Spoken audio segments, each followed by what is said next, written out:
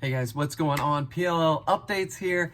Wanted to come to you with some thoughts from last week's games, as well as some thoughts for the upcoming games. I'm going to kind of do this a little bit more informally, so we're going to do this together. Hopefully you enjoy it, but let's get right started here. We are going to first go over the Chaos and the Archers game. What's so crazy here is if I told you right off the bat, the Archers had more ground balls, they went 2 for 3 on the penalty kill, they had more shots, you would probably agree that it would seem like they had to have won, right? Not the case. Not the case. The reason being is the Chaos did phenomenal. They did what they had to do to get this game done. One is you look at Kyle Jackson. Kyle Jackson played 5 games on the year and had literally 4 points. That's it. 5 games, 4 points. He stepped into the game versus the Archers, finished the day with 6 points. 4 goals, 2 assists. What? That makes no sense. Was he sandbagging all of us? I don't know. But either way, he did exactly what Chaos needed. He gave them some life at the attack and got things really moving. The other thing from this game that I think was huge is the Chaos defense. You see, the Archers like to kind of move the ball around. I mean, think about it. You got Holman, Manny, Emmett, Schreiber, and others.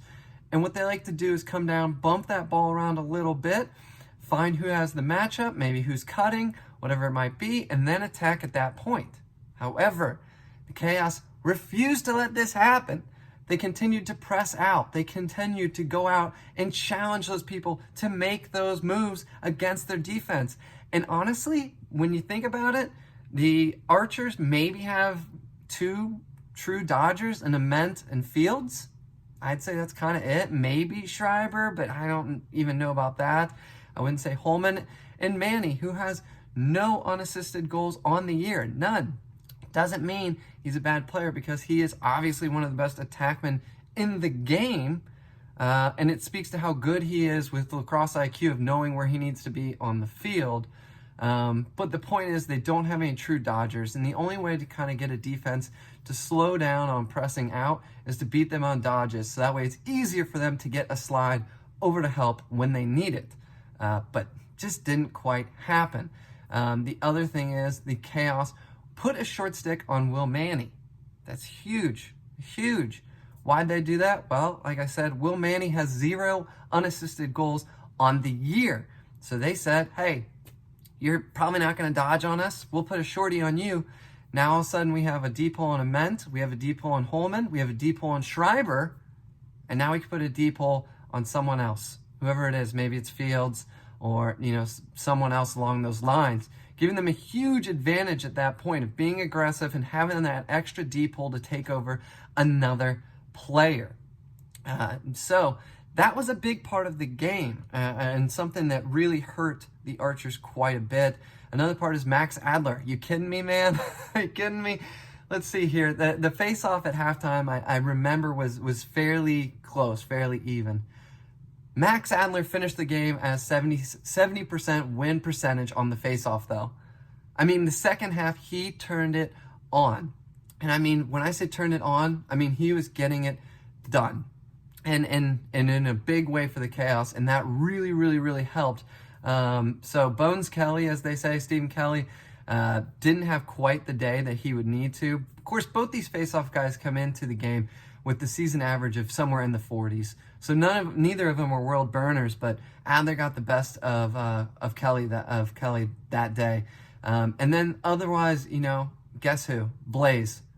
Guy's unbelievable. Blaze had 13 saves, I believe. Yes, 13 saves, 57% save percentage, and 13 saves doesn't even begin to talk about how good some of those saves were. You see, at the very end of the game, we finally saw this Archers team become very aggressive and therefore starting to really fight back and get into it. Of course, it was a little too late, but once they started doing that and they're getting off good shots, Blaze was getting unbelievable saves, and there's, you have to expect that Blaze is going to be able to do that. So amazing game, fun game, big time upset. Nobody, I mean, 3.2 people, I think it was, 3.2 percentage of the people out there decided to vote that Chaos would win, which is virtually nothing. and they pulled it off. Unbelievable. I mean, Andy Towers truly knows how to get this team going when it matters most. If you look even last year in the championship series, I mean, they were a total 0, get to the tournament, and they make the championship. Unbelievable. You can't count this Chaos team out, that's for sure. They got a big week coming up here, though, against Atlas. We'll talk about that here in a little bit. Either way, the Archers did a lot of positive things, but at the end of the day, they couldn't translate that to goals. And that's where it counts, obviously. So we'll go on to the next one here. We have Atlas versus the Cannons. This was such a fun game. This was such a big matchup in so many different ways. You see, they're such obvious opposite teams, right? Atlas, you have the young guns, the fresh blood, a team that finished last in the PLL the last 2 seasons. And of course, there's only been 2 seasons, but they finished last in the last 2 seasons. But they traded off a ton of people, brought in a bunch of new draft picks, have younger guys. So they have retooled the whole thing into being a very, very young, very, very talented team.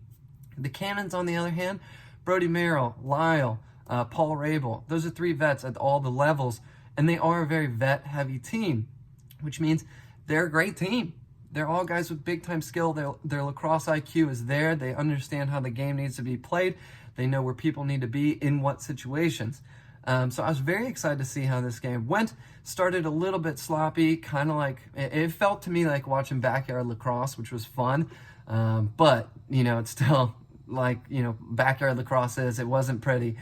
But as the game continued to go forward, Baptiste just dominated at the face-off. He just dominated, The Redwoods, TD was the number one, Redwoods as a team was the number 1 face-off percentage team. But because TD's gone, that kind of brought it down from the Whipsnakes game, which we'll get to. But, of course, because of those things, because of this game, Baptiste has now risen to the number 1 face-off guy in the league, and he has been unbelievable. He's had assists right off the face-off. He's had goals right off the face-off. He's been getting 70% win percentage over the last several games, or close to. He's been unbelievable, and that was going to be a big part that was going to be tough for the Cannons to overcome. Because that face-off position, of course, is such a big part. Every time you win a face-off, that's a possession. And if I said to you, hey, you're going to get 7 possessions out of the 10, you'd say you have quite an advantage, of course, duh. But anyhow, as this game went on, it started off close. They kind of went back and forth, and it just felt Atlas start to slowly pull away. And this Atlas team, when they start getting the ball rolling, it's a very, very dangerous team, and it's very hard to catch up. Their offense is just too good. I mean, it's unbelievable. The Cannons, of course, has Lyle. Lyle's up for MVP. Lyle's unbelievable. Whenever he touches the ball, you want to turn around, turn the volume up, and make sure you're watching because you don't know what you're going to see. Rabel had a huge game the weekend before. In this last game, Rabel wasn't at that level. He did all right, though. But that was a tough game for the Cannons for sure. But I mean, the thing is, this Atlas team right now is really clicking, and they are a dangerous, dangerous team. They have their backup goalie in, which might turn out to be their number 1 goalie because he's hot in JD. So that was a big game. I loved watching it. I thought it was a lot of fun. Of course, you saw Rabel playing his original team in the playoffs. Big, big thing there. And this Cannons team, you can't ever count out. They're all veterans. It's kind of like everyone on their ranking system, whether it was me or anyone else, you had trouble putting the Cannons last because you just kept feeling like this team has so much talent. They're going to turn it around. They lost so many games, but a number of them, I would venture to say, I think a majority of them only were lost by 1 goal. And they were right there. They just couldn't finish it. But either way, there you have it.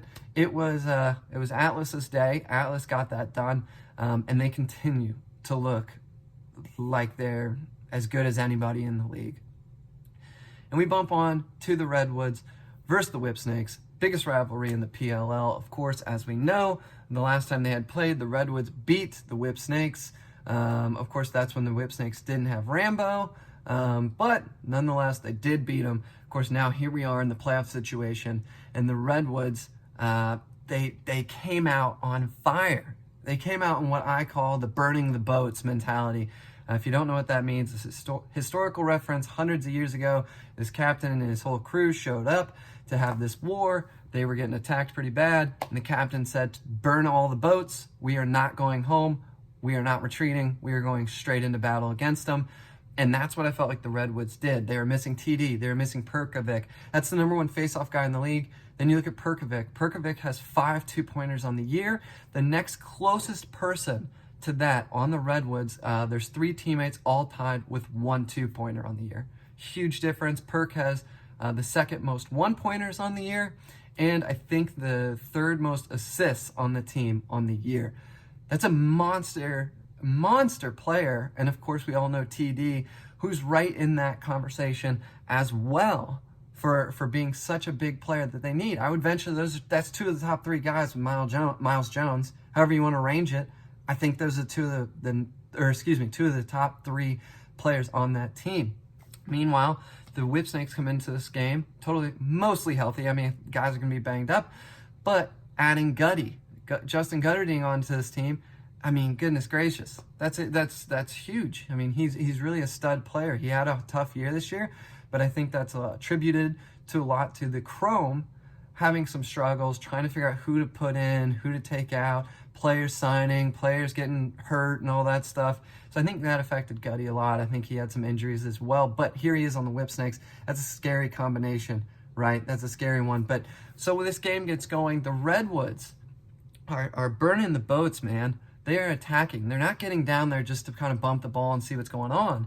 They're going down there. If someone has an open go, they're going to either pass to that cutter, he'll shoot, or they're going to make a dodge, they're going to go. I mean, it was just going for it, and because of that, the Redwoods were actually doing phenomenal. The Redwoods were leading quite a bit in this game. It was amazing. They were really doing unbelievable, which was hard to imagine without TD and without Perk in there to draw the defense a little bit. But they were doing it. And then you get into I believe it's the third quarter, they had a 4-goal lead. And I think this is the turning point.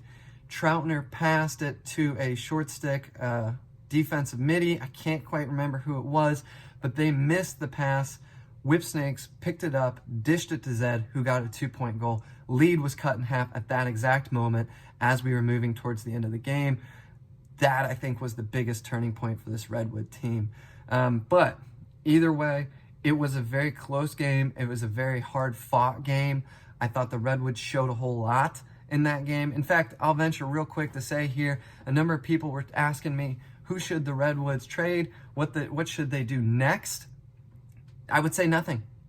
Because here's the thing, they lost that game by 1 goal. 1 goal without 2 of their best players. If they have TD and they have Perkovic in there, those 2 players alone will account for 1 or 2 goals by themselves, okay? I think they have a great team. I think they got the short end of the shaft a little bit to have all those pieces, make it to the playoffs, and then all of a sudden be stripped of a couple of their biggest pieces. I think if they were going to trade anyone, maybe they trade Garnsey because they have Ryan Lee at attack. Jules, Jones, and Perkovic working great at the midfield. Love the Jules at midfield. He's doing so good there. Really, really showing off his skill set there. So Garnsey had some trouble fitting. They had some trouble fitting him in a little bit at the beginning of the season with Ryan Lee down attack. Once Garnsey got put straight up at attack, you're at attack. He did great. But if I was going to say anyone, that's who it would be. I don't think they should trade anyone. I think they're in good shape. I think they're going to make another run. Set that to the side now. The Redwoods won. That's the only thing that matters. Nardella really took over in the second half, kind of like that Archers Chaos game with Adler. Nardella took over in the second half, started to change the tone a little bit, making it so the Redwoods, basically after every face-off, the Redwoods would have to be on defense and try to get a turnover so they could get the ball because Nardella was just clicking at that time.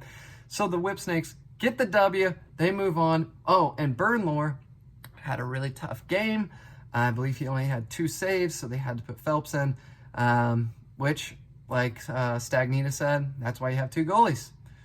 So anyhow, tough one there. Let's go on to the next game for upcoming week. First, we have Atlas versus the Chaos. I am so thrilled about this game. Atlas versus the Chaos. You got the number 1 goalie. He's surely going to be a 3-time goalie of the year, which there's only been 3 seasons. That's insane. But you're going to have him going up against this offense for Atlas. Which is going to be crazy. I think we're going to see a lot of things here, and we're going to see a lot of tests for this Atlas defense. However, the Atlas have Baptiste. Baptiste is like I said, on fire. He's on fire, and it's going to be very, very hard to neutralize that unless you go with the strategy that we saw from the Redwoods in the past time, where they just put Hartzell and they tried some other people. I think Sexton up at the face, and basically all they said was, "Don't worry about winning it. All you need to do is keep Nardella from having a fast break." Okay? They're going to say, go, stay right on him, let that ball be loose. Then we make it a 3-on-3 with the 2 face-off guys and the wings on either side. And a 3-on-3 is going to make it anyone's ball. So I could see them trying to do that against Baptiste towards the end. I think Adler's going to have a hard time because replicating 70% or 60% against Baptiste is going to be a tough cookie. That's going to be a tough one. So then we go forward to Atlas's offense. Atlas has, I believe, the number 2 overall offense in the game, only behind the Archers, funny enough. Let's see here. No, Atlas, has the number 1 offense in the league. Atlas has the number 1 offense in the league. Archers is second, but Archers has the number 1 defense. That's what I was thinking of. But anyhow, so Blaze is going to be seeing some tough shots. Early in the season, these two teams played each other, and Atlas won, but only by 1 goal. So these teams, while they're still figuring each other out, it was a 1-goal close game win for Atlas at that point. But both teams have continued to progress and continued to grow. And I'm going to tell you right now, Chaos is not going to be able to put a shorty on any of these attackmen. They're not going to be able to do it because all these attackmen can dodge, right? Caraway is the only one that maybe doesn't dodge as much, but we saw in the last game, he got a shorty put on him. He dodged, he scored, and they said, "What'd you do?" And he said, "I saw a shorty on me." Disrespectful, which is an all-time quote. But the point is, these attack guys, they all can dodge. They can all be threats on their own by themselves. They don't have to get help with an assist or anything like that. So, I mean, and here's the thing with Atlas. You have Romar Dennis and Brian Costabile. Those 2 guys right now are unbelievable. The reason being is they can shoot a ball full speed, which is an absolute missile, on the run from the 2-point arc, which if you're on defense causes you to think, right? Do I slide all the way out to the 2-point arc to help my fellow player and give him some backup against this beast, or do I leave him going one-on-one so that way I don't have to leave an attackman because all the attackmen are so dangerous? That's going to be a tough decision, and Atlas tends to do a good job of making anyone pay for it. And they have such a talented attack that guys are hesitant to leave their attackmen, which they should be. They should be. But of course, Blaze is in the goal. Blaze has been bailing this team out all year long. He's a goalie up for MVP. I mean, for crying out loud. This guy's had some of the biggest saves. He's taken on so many shots, and yet he has been able to make the saves when they matter most. So, is he going to be able to do that against Jeff Teat and crew? Against Romar Dennis? We'll have to wait and see. Then we go to the other side. This Atlas defense has been all right. They're number 5 in the league, so in the bottom half, but they've gotten it done where they need to. Kincannon's been out, but JD has been in, and he has been hot. He's been playing really well. Typically, if he can just go over 50%, that's enough for the Atlas offense to take over and get it done. But this Chaos team is no joke on offense either. You got Byrne, who is a threat at all times, constant threat. He's creative, so if you have him one way, he'll shoot it between the legs. We saw it last year. He'll shoot it behind the back if he needs to. They got Mac O'Keefe. Mac, of course, is one of the greatest shooters in the world. And then right now they have Kyle Jackson, which nobody saw coming. And yet here he is. Got 6 points last game. It's going to be tough for him to replicate that because anytime you have a career-high big game, it's very hard to continue that. But who knows? Maybe he does go off again. And if he does, it's going to maybe swing things a little bit more back into Chaos's favor. We'll have to see. It'll be interesting to see what happens, how that plays out. I did pick Atlas to win this game. Ultimately, Atlas has continued, in my opinion, to get better and better every single week since they got shellacked by the Archers in week 1. it seems like they've just continued to get better. And playing that Waterdogs team and losing was a tough loss. But let's be honest, those are the two teams that are probably the hottest teams in lacrosse right now. So I think I did pick them. I think they'll get it done. I don't think it's going to be easy, though. This Chaos team, they come out of nowhere in the playoffs, and they know what to do, and they know how to get it done. So they're going to have to play and bring their A game. Now we move on to the Whipsnakes versus the Waterdogs. This is going to be a great matchup as well. I think the Whipsnakes aren't as unbeatable this year as they have been in times past. I remember tweeting that out when they played Atlas the first time. They went into overtime, and the Whipsnakes won it, but I remember thinking to myself, and I tweeted out, this Whipsnake team just doesn't seem as dominant as they've been in times past. And I wasn't sure what that was, but I think I have a combination of Nardella as number one. He's been good this year, no question. Every team would love to have him. He's been doing well.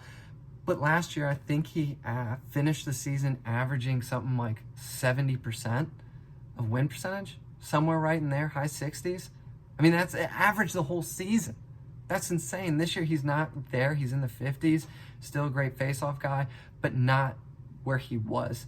And then Bernlohr's having a very tough year this year. Absolutely, no question, one of the best goalies in the world. I don't know if it's in his mind or what it is, but he's definitely having a rough season. He got pulled in the last game because he only had 2 saves. That's tough. That's real tough. So this Whipsnake team doesn't seem quite where they've been in the past in these last couple of years. Then I look at the Waterdogs. And the Waterdogs, earlier this year, I'll be honest with you, I said they were stagnant at last place or second to last. I think most people did, but I'll own it. I thought that Waterdogs team wasn't going to get it done. I thought that this was another year where we're going to see them finish second to last or last. Who knows? But they've really clicked it on. Ward is on par, on fire, on everything. And he's an all-world goalie. The guy's is so good, but he had been having trouble all season, but he is figuring it out. Ryan Brown is not just acting as a leader, but acting as a scorer, which he should be. Of course, he's I think the greatest shooter in the world. Connor Kelly, of course. A number of guys have been really, really stepping up for that team. And as they do so, they're doing it together. This is not a team that is trying to do it independently. I'll take care of it. I'll just do it on my own. Nobody. Now, they're a team that really wants to get it done together and as a unit. And you can see it and you can feel it as a fan when you watch them with the way that they celebrate, the way that they cheer, the way they are for each other. This team doesn't have egos and they want to work together to win. My only thing is, well, they've been hot. They've been on fire for the last few weeks. Is that just a spark or is that a flame? Meaning, is this going to die out, as each game kind of a little bit worrisome? Or is this a team that has clicked, has figured out, has found it, like I was describing about Atlas? Is this a team that all of a sudden they are together as a unit and this is a dangerous team to keep going forward, right? That's a little bit of a tough one for me to say. Of course, the Waterdogs are number 3 in the league in total offense, which is pretty great. And the Whipsnakes are number 6 in the league, which should show you kind of where the Whipsnakes are this year. And the Waterdogs have certainly turned it on, of course, as well. I can't wait to see this game. I think it's going to be big. The Waterdogs are decent at the face-off, but Nardella, he's been having those moments of last year and being able to flip the switch and get things going. So that's going to be a big thing. Of course, goalie play for the Whipsnakes is a huge thing. Are they going to have to rely back on the backup? Is Bernlohr going to get it done? And if the backup if Phelps goes in, can he, kind of stand his ground the way he did versus the Redwoods? That's going to be tough. I feel like in this game, there's a lot of unanswered things, and it's very, very interesting to see. Listen to me on this. The Whipsnakes were a lower seed than the Waterdogs. Can the Whipsnakes perform the upset over the Waterdogs? Think about that. That's insanity that I just said that sentence, right? That's crazy. But it is what it is, right? It is what it is. So I cannot wait to see what goes on this upcoming weekend. I think it's going to be a blast. I think it's going to be a lot of fun. We got some great games coming on. I would like to see, Blaze taking on the offensive Atlas, and at the same time, I want to see the Waterdogs offense go against Burnlor. I want to see how Burnlor performs is more than I want to see the offense of the Waterdogs. I want to see how Burnlor steps up. I want to see if Nardella steps up. And I want to see this Whipsnakes offense too, right? This Whipsnakes offense, unbelievable. It really is amazing how many players they have that are top players. And it's going to be interesting to see, where can the Whipsnakes go with this? Can they all click and become that machine, or are they going to kind of struggle a little bit? And, I think about the Redwoods game. They beat the Redwoods by 1 goal. 1 goal. And that was without Perk and TD, like we talked about. This is going to be a full team of the Waterdogs that are on fire, that are rocking and rolling. Can the Whipsnakes put the pressure on to get it done, or are they going to have another game that is a little bit rough around the edges and that they're hanging on towards the end and need a game-saving goal from Rambo with less than a minute to go? It's going to be tough. It's going to be a tough one. Either way, those are kind of my thoughts. I know I rambled a little bit here and there. Thank you for taking this journey with me. I'm kind of thinking about doing a podcast next year. If I did that, I promise you, be a little more prepared, but I do kind of like being a little more informal. I feel like it's more natural, makes it feel a little bit more fun for you guys, certainly more fun for me and less rigid for me as well. Also, shout out to the Crease, who sent me this wonderful sweatshirt. I love it. It's super cozy. If you're not checking them out, be sure to do so. Guys, thank you so much. Let me know what your thoughts are on the video. Do you agree with something? Do you disagree with something? Do you have questions about things? I love having these conversations. It's why I do the Twitter. It's why I'm involved with everything PLL, because I can't get enough. So be sure to reach out. Thanks, guys, so much. I will look forward to talking to you all soon. Oh, and if you're going to the championship game, let me know. I will be there. I want to meet every one of you. Thanks again. Talk to you later. Bye-bye.